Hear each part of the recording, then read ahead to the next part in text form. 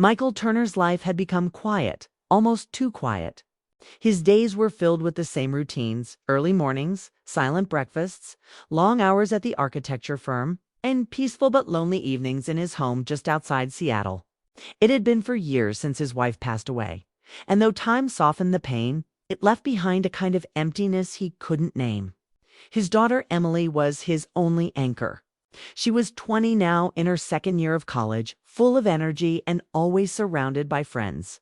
Her laughter had brought life back into the house that Friday afternoon. Michael came home early, hoping to spend the evening with his daughter.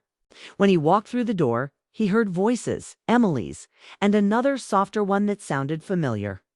When he turned the corner, he froze. Sitting on the kitchen counter, smiling like she had never left, was Sophie Bennett. "Mr. Turner," she said with that bright, warm smile he remembered from years ago. "Sophie?" he said, surprised.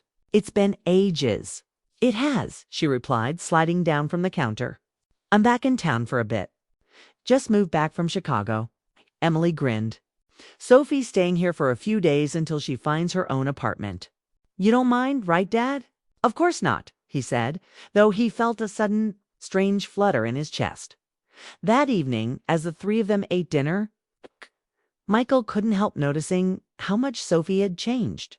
The last time he saw her, she was 17, a high school senior full of big dreams and reckless laughter. Now she was 24, calm and confident, with a quiet glow about her.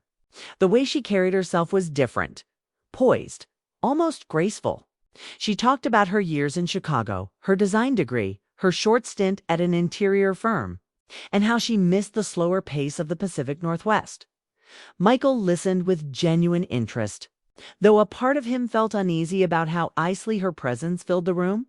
She laughed at his jokes, remembered details from her teenage years, and asked questions about his life with a maturity that surprised him. For a moment, he forgot she was once just Emily's friend. Later that night, when Emily went out with other friends, Sophie stayed back, helping him clean the dishes. "You've kept the house almost exactly the same," she said, glancing around the kitchen. "It feels nostalgic." He smiled faintly. "I'm not much for change, I guess." She tilted her head. "Sometimes change is what we need." There was something in the way she said it, not flirtatious, but deeply reflective. For a brief moment, their eyes met. Michael looked away first, suddenly aware of the silence between them. After Sophie went to bed in the guest room, Michael sat in his study, staring out at the quiet night. He told himself not to think too much. She was just Emily's friend, a guest. Yet something about her presence stirred an ache he hadn't felt in years, an ache that wasn't entirely comfortable, but not unwelcome either. The next morning, Sophie joined him in the kitchen early. Her hair loosely tied, a mug of coffee in her hands. "You're up early," she said, smiling. "Old habits," he replied. "Can't seem to sleep in anymore." They talked easily like old friends. She told him about her struggles in Chicago, how city life had drained her, how she longed for quieter days. He listened, really listened, and realized how good it felt to have someone understand the loneliness he'd learned to hide. When Emily came down later, she noticed the two of them laughing over something trivial. "Wow," she said teasingly. "You two are getting along pretty well." Michael smiled awkwardly, brushing it off. But Sophie didn't seem bothered. She just grinned and said, "Your dad's actually funny once he warms up." The weekend passed quickly. Sophie helped Emily reorganize her room, cooked dinner with them, and joined Michael for a few evening walks around the neighborhood. Each time their conversations grew a little deeper. She asked about his late wife, how he handled loss, how he raised Emily alone, how he managed to keep so calm through everything. He wasn't used to being seen that way, like a person with stories instead of just a father. One evening, while Emily was studying at a friend's house, Sophie sat with him on the porch. The rain had just stopped, and the air smelled of wet cedar and earth. "I used to come here all the time," she said quietly, "back when Emily's mom was alive. She used to make hot cocoa for us after school." Michael nodded, his chest tightening at the memory. "She liked having you around. Said you brought sunshine into the house." Sophie looked at him then, her eyes soft. And you never changed. Always steady, always kind. Even when things were hard." He looked at her for a long moment, unsure how to respond. She smiled faintly and looked away, tucking a strand of hair behind her ear. "Chicago changed me," she said. "It taught me that not everyone has the heart you do." Michael. It was the first time she said his name, and for some reason, it echoed inside him that night after she went to bed. Michael found himself thinking about the way she'd said it. He felt ridiculous, too old to be affected by something so small. Yet there was no denying that Sophie's presence had unsettled something deep within him. Over the next few days, he tried to keep his distance, but it wasn't easy. Sophie was everywhere, humming in the kitchen, working on her laptop in the living room, or sitting quietly on the porch sketching. Every time he saw her, the same thought crept in. She didn't belong to the world of kids anymore. She was a woman now, thoughtful and beautiful in a way that wasn't loud, but deeply graceful. Then one afternoon, when Emily went to class, Michael came home early from work to find Sophie alone. She was in the dining room, rearranging furniture. "You're home early," she said, smiling. "I hope you don't mind. I was trying to see how your living room would look if it were more open." He laughed. "You've turned my house into a design project." "Just a little," she said. "You need some life in here." He watched as she moved a chair, her focus intense, her movements confident. It struck him how easily she brought warmth into a space. He helped her lift a small table, and when their hands brushed for a second, he felt a sudden current, fleeting but powerful. They both froze. She looked up at him, eyes wide, and for a moment, the air between them thickened with something neither wanted to name. Then she laughed nervously and stepped back. "I guess I got carried away." Michael forced a small smile. "It's fine. I needed a change anyway." That night, Emily called to say she was staying with a friend. Michael found himself alone again with Sophie, and with the growing awareness that something was changing. They ate dinner quietly, both avoiding the unspoken tension. But when she thanked him for letting her stay, saying softly, "You've made me feel at home again," his heart stirred in a way it hadn't in years. After she went upstairs, he sat in the living room long after midnight, staring at the space she had rearranged. Everything looked slightly different, lighter somehow. But it wasn't just the furniture. It was him. Something inside him had shifted too. He didn't know where this story was heading, only that it had already begun.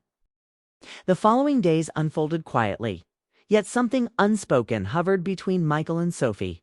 It wasn't loud or obvious, but it was there in the pauses of their conversations, in the shared glances that lingered a second too long.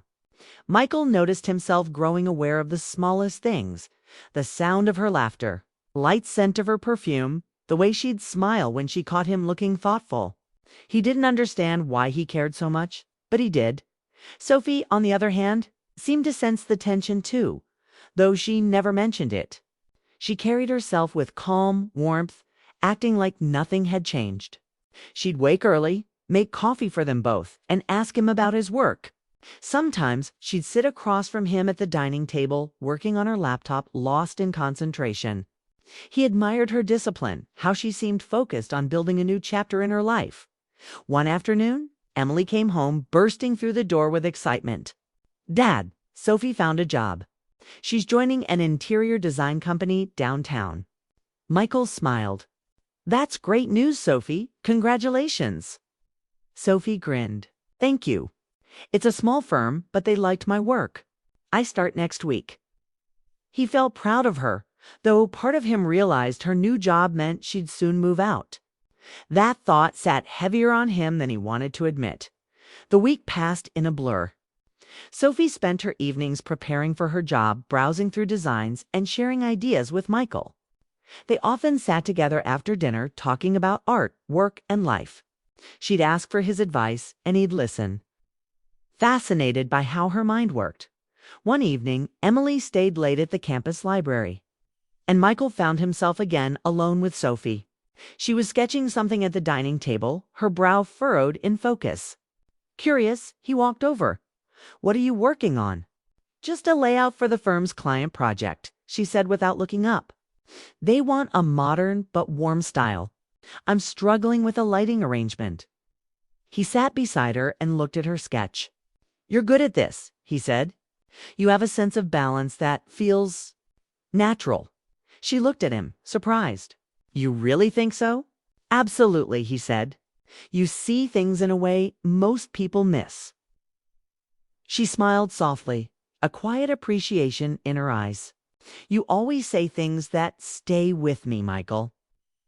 The way she said his name again made something stir inside him, not excitement, but a deep human warmth he hadn't felt in years. It reminded him that he was still alive, still capable of connection. That night, after she went upstairs, he sat in the same spot, staring at her sketches. Her handwriting, her little notes, everything had a sense of life and purpose. He admired that about her, how she moved forward despite uncertainty. A few days later, Sophie started her new job. The house felt quieter without her during the day, and Michael noticed the difference immediately. He'd come home from work and the rooms would feel emptier. Even Emily commented one evening, "You miss Sophie, don't you, Dad?" He smiled awkwardly. "She brings a lot of energy, that's all." Emily nodded. "She does. She's like family." Those words lingered in his mind. Family. He wanted to think of Sophie that way, as part of their family, but the truth was more complicated.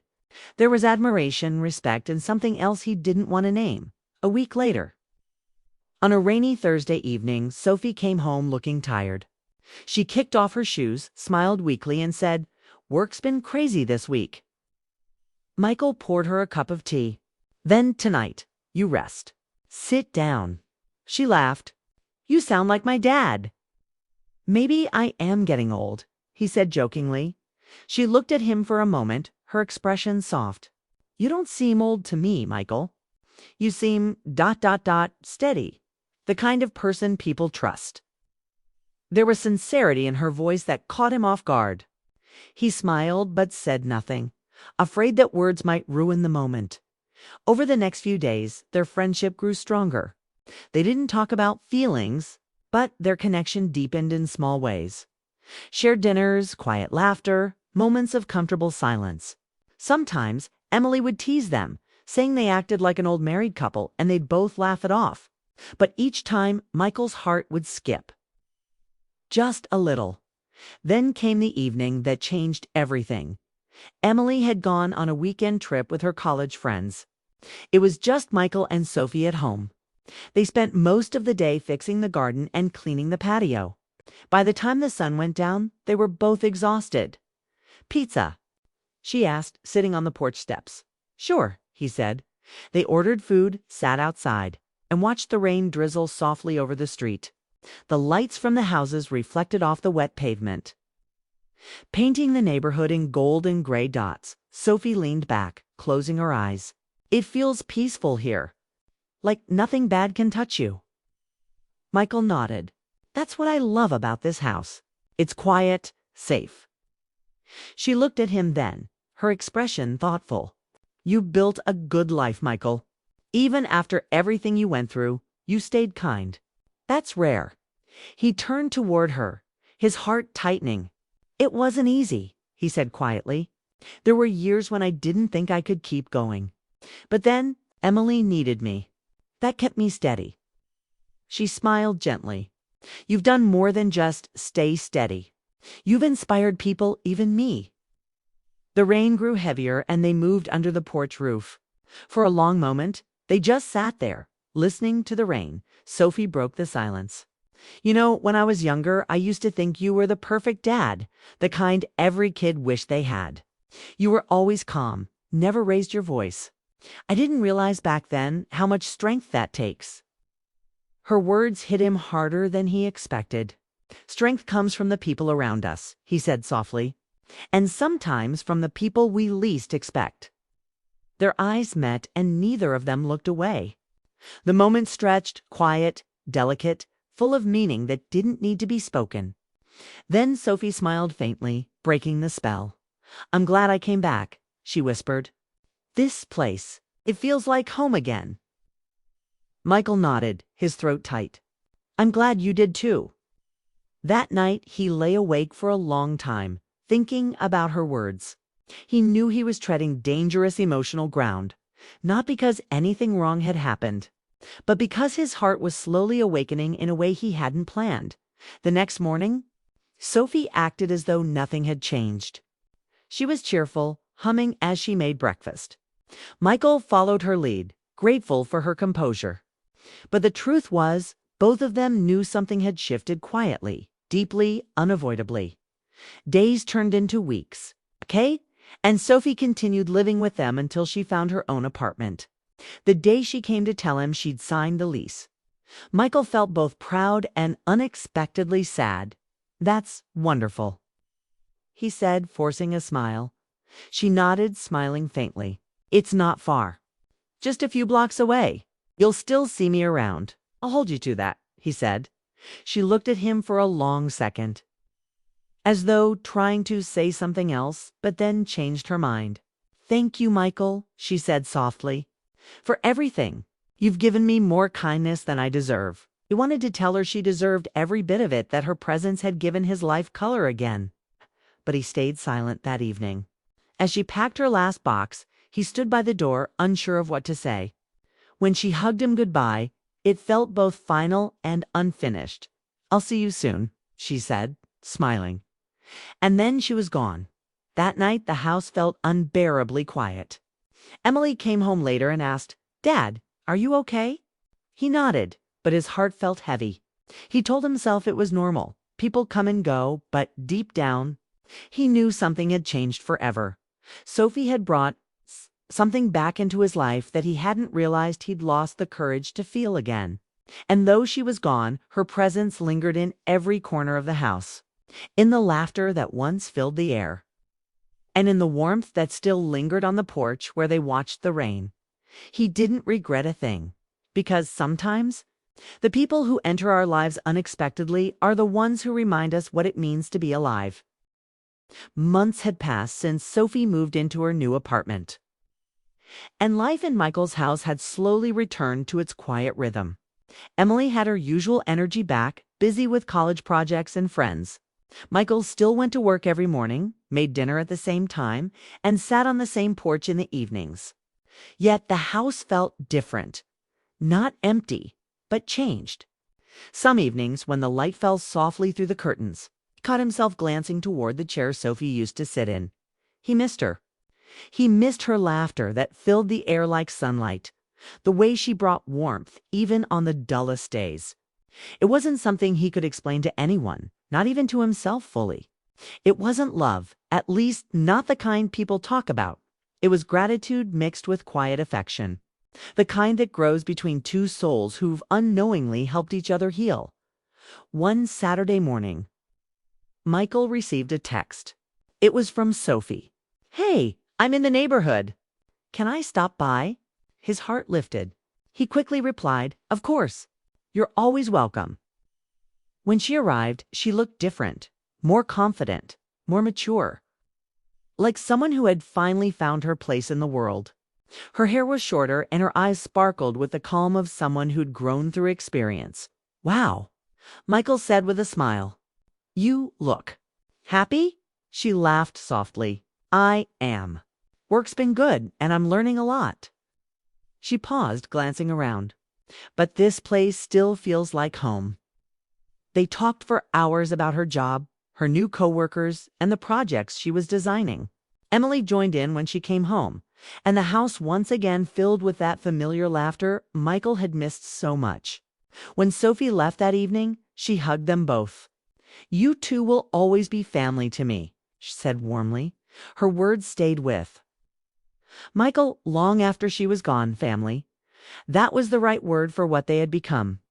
Not something romantic or forbidden, but something deeper, built on care and trust.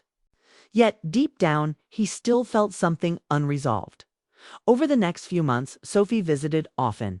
Sometimes she'd drop by for dinner, other times just to share a coffee. She brought new energy each time, telling stories from her workplace and talking about her dreams. Michael listened with quiet admiration, proud of the woman she was becoming. One evening, she invited him and Emily to her apartment. You both have to see my place now that I've made it cozy, she insisted. When they arrived, her apartment reflected her personality. Warm colors, soft lighting, everything simple yet full of life. Michael looked around and smiled.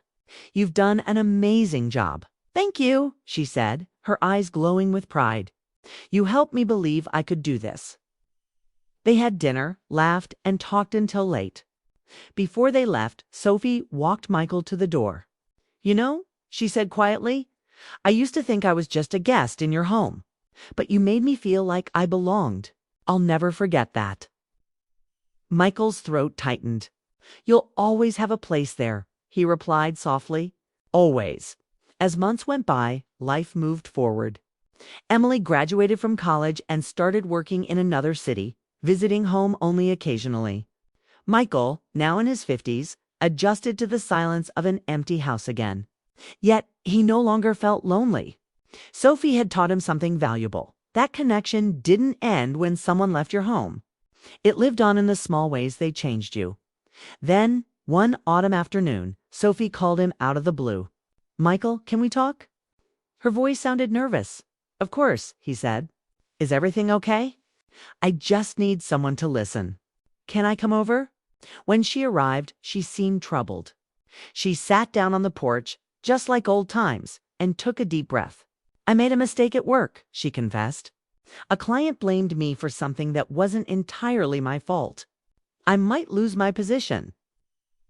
Michael listened quietly, offering her tea like he always used to. You're strong, Sophie. You've built yourself up before. You'll do it again. She looked at him, eyes teary. I'm tired, Michael. I keep trying to be perfect, but I'm scared to fail. He leaned forward, his tone gentle but firm. You don't have to be perfect. You just have to keep moving forward. People who care about you don't love your perfection. They love your effort. For a moment, she just looked at him. You always know what to say, she whispered. He smiled softly. That's because I've made enough mistakes to understand what matters. She laughed through her tears, and in that laughter, the tension broke. The world outside was quiet, filled with the smell of autumn leaves. For a long time, they sat together, not as a man and a young woman with unspoken history, but as two people who understood each other's hearts. Weeks passed, and Sophie resolved her problem at work. She was offered a new project, one that involved traveling to another city for several months. When she told Michael, his heart sank, though he masked it with a proud smile. That's amazing, Sophie. You deserve it, he said sincerely. She smiled faintly. I'll miss this porch. It's seen all my breakdowns and recoveries. He chuckled. It'll always be here, waiting for you.